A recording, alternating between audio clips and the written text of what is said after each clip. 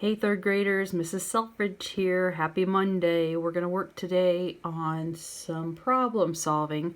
So if you could go ahead and get out your math books and turn to page 587, we will get going on this. Again, page 587. Just going to need a pencil today. Okay, today we're going to be talking about how we can problem solve. And we're going to start with learning the strategy. So let's just look. First, we need to understand what the problem's asking.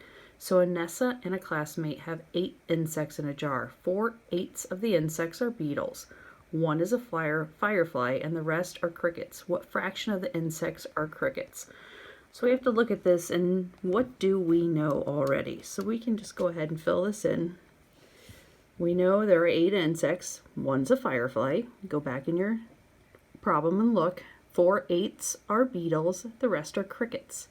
What do we need to find out? We need to find out the fraction of the insects that are crickets.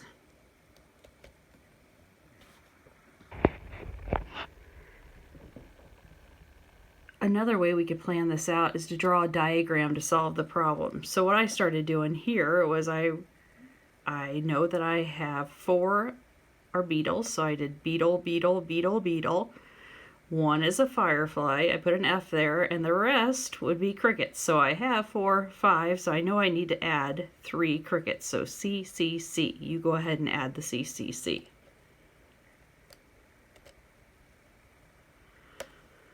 Next, we need to solve the problem. Anessa and a classmate have 8 insects in a jar. 4/8 are beetles, 1's a firefly, the rest are crickets. What fraction of the insects are crickets? We could draw a figure that's divided into 8 equal parts.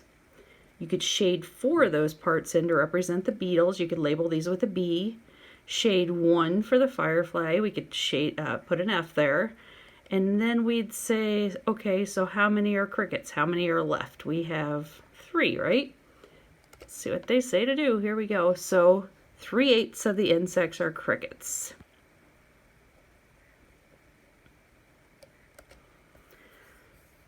Okay.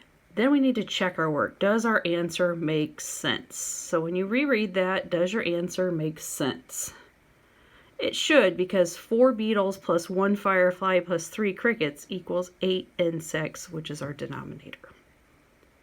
Again, at any time, if I'm going too fast for you, just stop the little video and resume. Okay, 6 students brought their pet to school on pet day. 3 of the pets were dogs and 1/6 were cats. The rest of the pets were birds. What fraction of the pets were birds? So what facts do you know? Take a moment, reread that. What do you need to find out? You can pause right here and see if you can figure out the facts first, or you can go ahead and go on. You know that 6 pets were brought to school. You know 3 of them were dogs. 1/6 of the pets were cats. The remaining pets were birds. Okay, what do you need to find? You need to find the fraction of the pets that were birds. So we need to come up with a plan. Our plan is going to be to draw a diagram to solve this problem. When we draw things out, sometimes that makes it easier to understand. So now we need to solve it. How are we going to solve this problem? Well, once we have our drawing completed with the 6 pets, we see 3 are dogs, 1's a cat, and we have 2 left over. So we draw a figure that represents 6 pets, 6 boxes there. Shade 3 of the parts to represent the dogs, or you could write it a D. 1/6 or 1 part to represent the cat, we'll call it with a C. And there are 2 parts that are not shaded, so 2 parts of 6 parts is 2/6. So 2/6 of the pets were birds.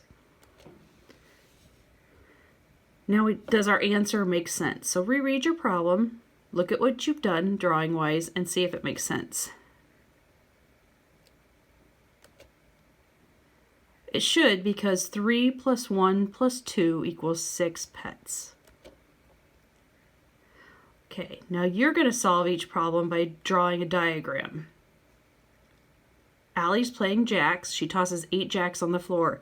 She bounces the ball and picks up 5 jacks before the ball drops. What fraction of the jacks did Allie not pick up?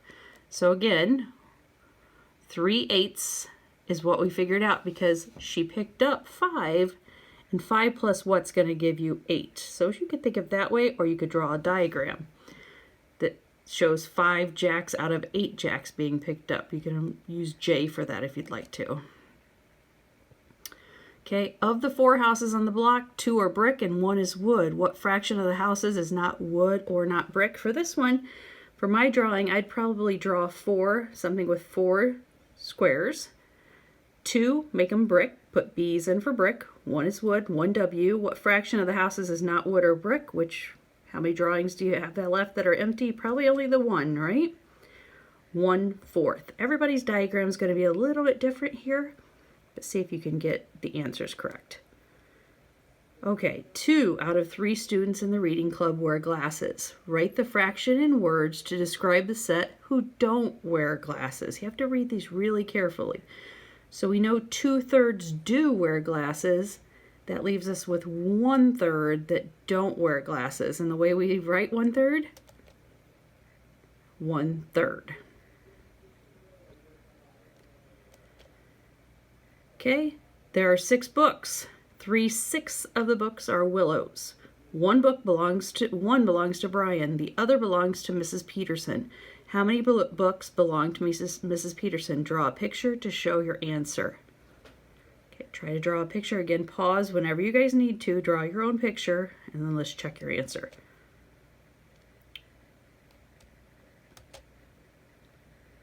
Okay, 2 books is the answer we were looking for. Hopefully you got it. And number 5. There are an equal number of student desks in classroom 3A and 3B. Joel washed 1/2 of the desk in room 3A. Tyrell washed 3/4 of the desk in room 3B.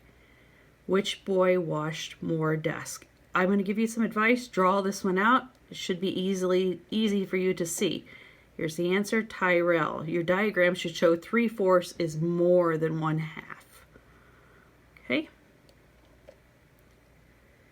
And number 6, write the fraction for the shaded part of each figure. How are the fractions for these divided circles alike? So just take a moment. This should be a pretty easy review. Remember, your total is your denominator, and the ones that are shaded is your numerator. Keep going here. Check your work. Okay, they all have 2 parts shaded. That's how they're alike. And number 7, Matthew downloaded 6 songs from the internet. 1/2 of the songs were country. How many songs were not country songs? You have to know what 1/2 of 6 is. We should know that too. 3. And number 8, Beth gets on the elevator at the 6th floor. She rides up 3 floors to meet Doris. They ride down 7 floors to meet Julio. How many floors is Beth from where she started? Mrs. Selfridge would probably have to draw this one out. See if you could draw it out and come up with an answer of 4 floors. Okay, and 4 students are standing in line. Evan is ahead of Cam. Chad is behind Cam. Tara is right behind Evan. Write the order in which they are standing from front to back in line. This is kind of like a fun little problem of the day. Do your best. Yes, Evan, Tara, Cam, and Chad. Number 10, 8 paintbrushes. 1/2 of the paintbrushes are red. The rest of the paintbrushes are green. How many paintbrushes are green? Okay, use your problem solving. Figure that one out. Should be 4. Yes. Okay, time for you to try your homework. Do your best. Mrs. Selfridge will try to figure out a way for us to check this together tomorrow.